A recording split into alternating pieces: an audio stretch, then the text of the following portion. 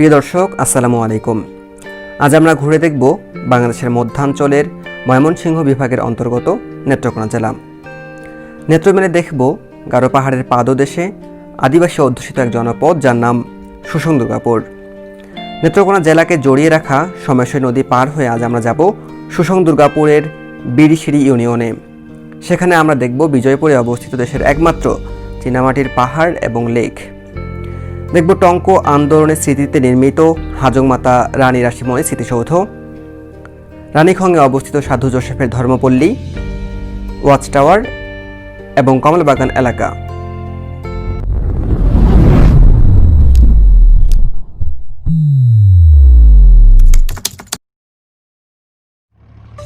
এখন সময় ভোর 6টা আর আমি দাঁড়ায় আছি সোমেশ্বরী নদীর ব্রিজের উপরে, আর আমার পিছনে সোমেশ্বরী নদী। সুতরাং আজকে ঘুরে দেখবো নেত্রকোনা জেলা, আর আমার সাথে আছে সাকিব।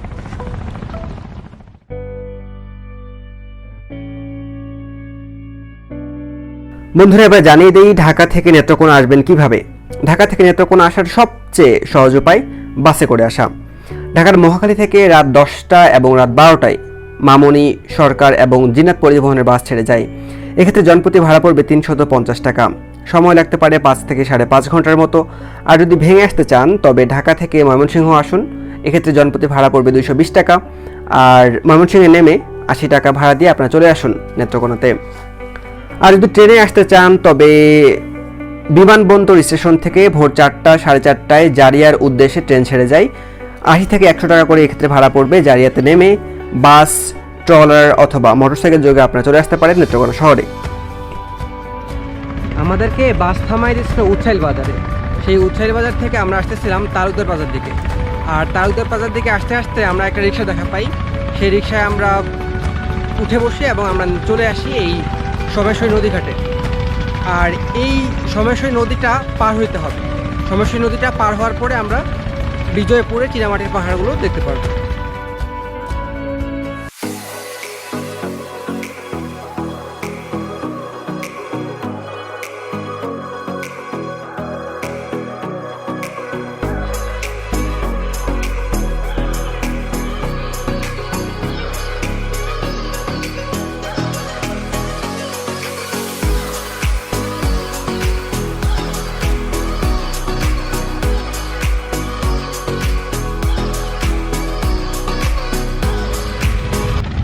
আমরা যাব বিজয়পুর, চীনামাটির পাহাড় দেখতে যাব।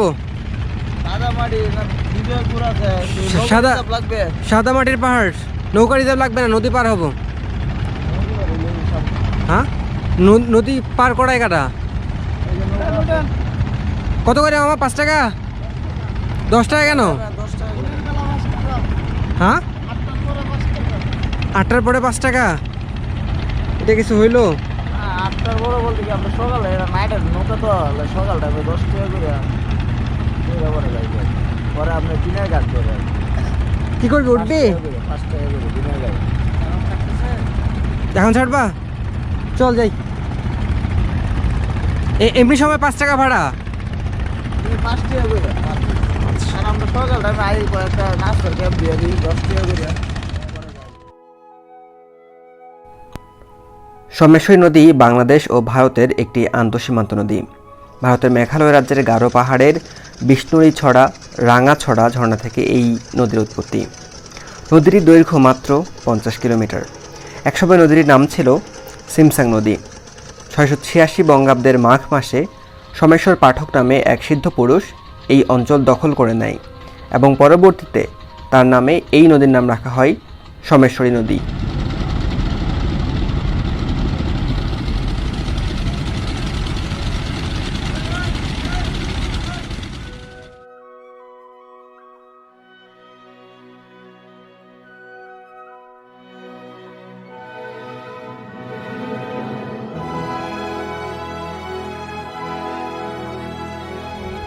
আমরা সোমেশ্বরী নদী পার হইলাম। তো সোমেশ্বরী নদী পার হয়ে এখানে মানুষজন বাইকে রিজার্ভ করে অথবা অটো রিজার্ভ করে অথবা রিক্সা রিজার্ভ করে। তো অটো, রিক্সা বা বাইক যাই রিজার্ভ করুক না কেন, প্রায় সবগুলো 4-5টা স্পট ঘুরে আসতে তারা 400 থেকে 500 টাকা যেতে পারে। তো আমাদের কাছেও ওই 300-400 টাকাই চাইছে। 300 না 400 টাকা চাইছে। তো এখানে সকালবেলার আবহাওয়াটা অনেক ভালো, শিশির পড়ছে, দূরে মেঘালয় পাহাড় আর সূর্য কেবল উঠতেছে। তো আমি আর সাকিব দুজনে আমরা ঠিক করছি যে আমরা যেহেতু হাঁটতে ভালো লাগতেছে তাই হেঁটেই রওনা দিলাম। আর গুগল ম্যাপসে দেখলাম যে 12 থেকে 14 কিলো মতো হাঁটতে হইতে পারে।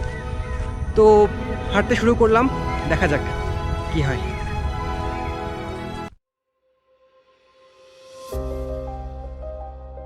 বন্ধুরা, চারিদিকে সবুজের সমারোহ আর দূরে ওই মেঘালয় পাহাড় দেখতে দেখতে আমরা এগিয়ে যাচ্ছি বিজয়পুর দিকে। বিজয়পুরে আমরা দেখব বাংলাদেশের একমাত্র চীনামাটির পাহাড়। যাত্রাপথে আপনাদের জানিয়ে দেই সুসং রাজ্য কীভাবে সৃষ্টি হলো। 1280 খ্রিস্টাব্দে ভারতের কান্যকুব্জ থেকে একদল সাধু এসেছিলেন এই অঞ্চলে তীর্থ ভ্রমণে। বিভিন্ন স্থান ঘুরে তারা যখন এই অঞ্চলে এসে পৌঁছায় তখন হঠাৎ একদল দরিদ্র ধীবর সাধুদের কাছে এসে উপস্থিত হয় এবং তাদের অত্যাচারী রাজা গারবৈশ্যর নামে অভিযোগ করে।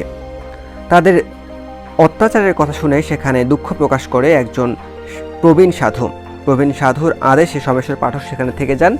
পরবর্তীতে সোমেশ্বর পাঠক সেখানে দল গঠন করেন এবং বৈশ্য গারোকে যুদ্ধে হারিয়ে দেন।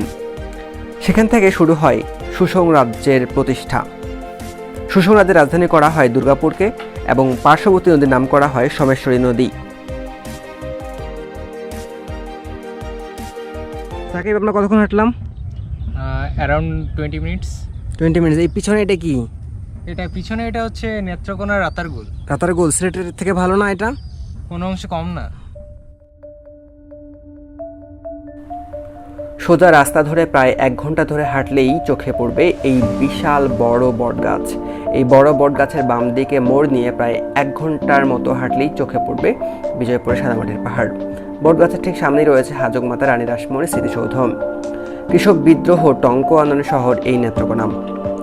টঙ্ক আন্দোলনের নেত্রী কুমুদিনী হাজংকে আটক করে নিয়ে যাওয়ার সময় পুলিশকে বাধা প্রদান করে হাজংমাতা রানী রাসমণি।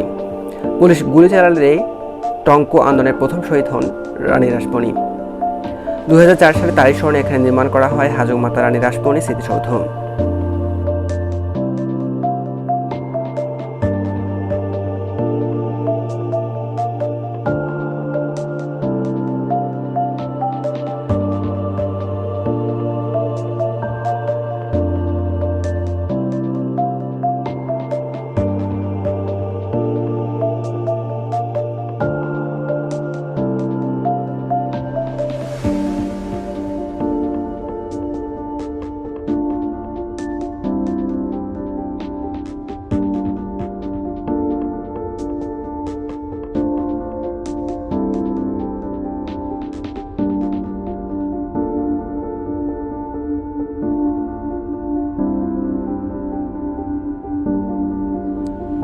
আমরা যেখান থেকে হাঁটা শুরু করছিলাম ওখান থেকে 2 ঘন্টা হাঁটছি। এখান থেকে 2 ঘন্টা হাঁটার পরে আমরা আসছি চীনামাটির পাহাড়ে। এই যে আমার পিছনে এই যে চীনামাটির পাহাড়, এই যে এটা হলো চীনামাটির পাহাড়। আর আমার এই সাইডে একটু দেখাই, এই যে এই সাইডে হলো মেঘালয় পাহাড়।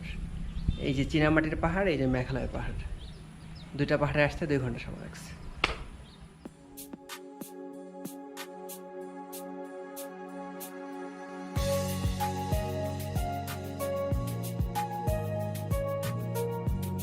নেত্রকোনা জেলার রত্নগর্ভা উপজেলায় এই দুর্গাপুর। এখানে রয়েছে মূল্যবান খনিজ সম্পদ সাদামাটি। অনেকে এ মাটিকে চীনামাটিও বলে থাকেন। চীনামাটির পাহাড় গড়ে উঠেছে দুর্গাপুরের বিজয়পুরে। চীনামাটি মূলত সিরামিক শিল্পের কাঁচামাল। খনিজ সম্পদের তথ্য অনুযায়ী এখানে প্রায় 24,40,000 মেট্রিক টন চীনামাটি মজুদ রয়েছে। এই মাটি দিয়ে বাংলাদেশ সিরামিক শিল্পের 300 বছরের চাহিদা পূরণ করা সম্ভব। 1952 সাল থেকে 2015 সাল পর্যন্ত চীনামাটির এই পাহাড় সরকারি ও বেসরকারিভাবে কাটা হচ্ছিল। যে প্রক্রিয়ায় তা কাটা চলছিল সেটা পরিবেশের অনুকূলে ছিল না। তাই নিয়ম বহির্ভূত পাহাড় কাটার ব্যাপারে জেলার পক্ষ থেকে 2015 সালে আদালতে মামলা করা হয়। এরপরে ওই বছরই অর্থাৎ 2015 সালেই এই পাহাড় কাটার কাজ বন্ধ হয়ে যায় এবং এখনও সেই পাহাড় কাটার কাজ বন্ধ অবস্থায় রয়েছে।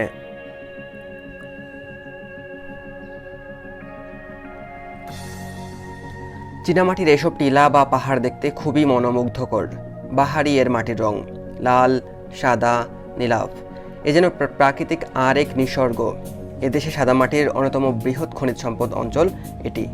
1957 সালে ভূতত্ত্ব জরিপে দুর্গাপুরের বাগাউড়া গ্রামে সর্বপ্রথম সাদামাটির সন্ধান পাওয়া যায়। চীনে এই মাটির সর্বপ্রথম ব্যবহার শুরু হয়েছিল বলে অনেকের কাছে এ মাটির নাম চীনামাটি।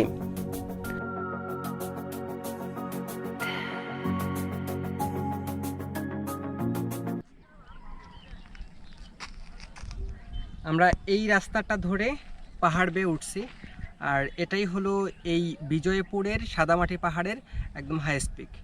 আর আমার ডান দিকে সেই চীনামাটির লেকগুলো।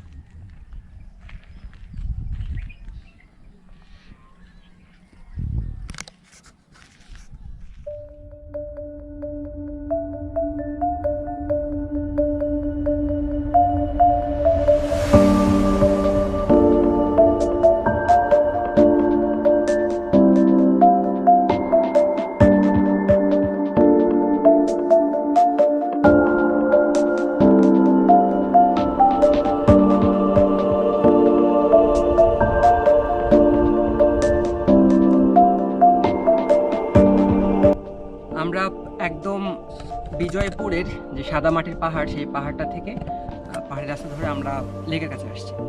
আর এখন আমি যেই লেকের পাশে বসে আছি, এই লেকটা এইখান থেকে যখন সাদামাটিটা তোলা হয়, মানে চীনামাটিটা তোলা হয়, সেই অনেক বছর ধরে তোলার কারণে এইখানে এই লেকের সৃষ্টি হয়েছে। আমরা স্থানীয় কিছু লোকের সাথে এখানে কথা বলছি যারা এখানে কাজ করছে, এবং তাদের পূর্বপুরুষরাও এইখানে কাজ করছে। আর তাদের মতে আনুমানিক 4 থেকে 5 বছর আগে এখানকার যে সাদা মাটি তোলার কাজ, এটা আপাতত বন্ধ আছে। দূরে হয়তো 2-1টা জায়গায় চলতেছে, বাট আপাতত সরকারিভাবে এই কাজটা বন্ধ আছে। আর এই লেকটার একটা বিশেষ বৈশিষ্ট্য হলো যে এইখানকার যে সাইডের যে ভিউটা, এই পুরাটা একটা গোলাপি পাথরের।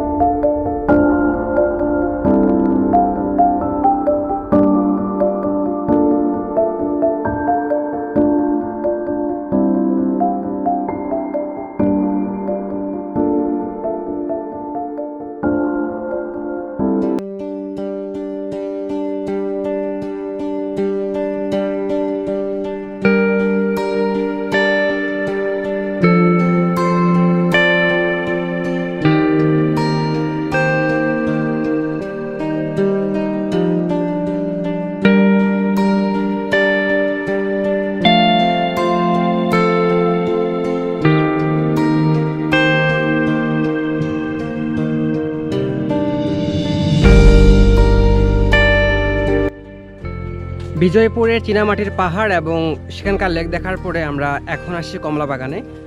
আর বিজয়পুরের যে চীনামাটির পাহাড়, ওই মোড়ের ওইখানে অনেকগুলো সিএনজি বা অটো পাওয়া যায়। তো আমরা জনপ্রতি 30 টাকা করে সেই চীনামাটির পাহাড় থেকে এই কমলা বাগানে আসছি। এখানে একটা ওয়াচ টাওয়ার আছে, তো আমরা সেদিকে অগ্রসর হচ্ছি। দেখা যাক কি দেখতে পাই।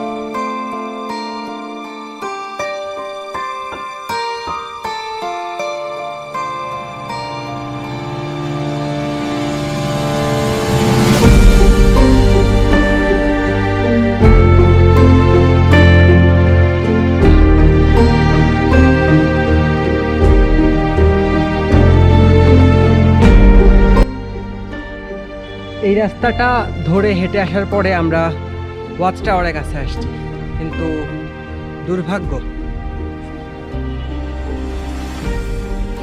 ওয়াচ টাওয়ারের অবস্থা ভালো না, এখানে ওঠা যাবে না। এখান থেকেই যতটুকু ভিউ নেওয়া যায়।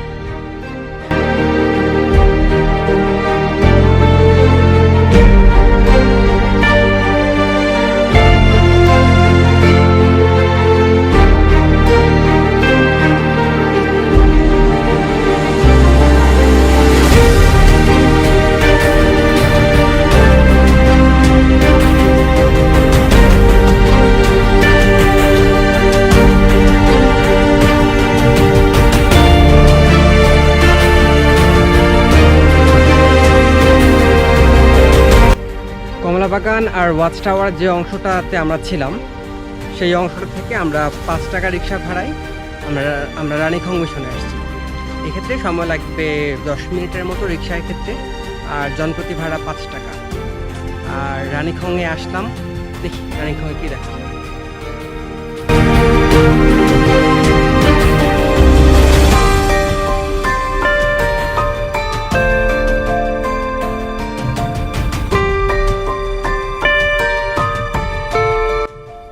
বন্ধুরা, এই হলো আমাদের নেত্রকোনা ঘুরে দেখা। ঢাকা থেকে একদিন সময় হাতে রেখে 800 থেকে 850 টাকায় খুব সহজেই ঘুরে আসা যায় এই নেত্রকোনা জেলা। তবে একটি পরামর্শ থাকবে, আপনারা রাত 12টা বা রাত 12:30টায় যে বাসটা পাবেন সেই বাসে উঠবেন। এক্ষেত্রে আপনাদেরকে ভোরে নেমে 1 থেকে 1.5 ঘন্টা সময় অপেক্ষা করতে হবে না। আজ তবে এ পর্যন্তই। ভালো থাকবেন, সবাইকে ধন্যবাদ।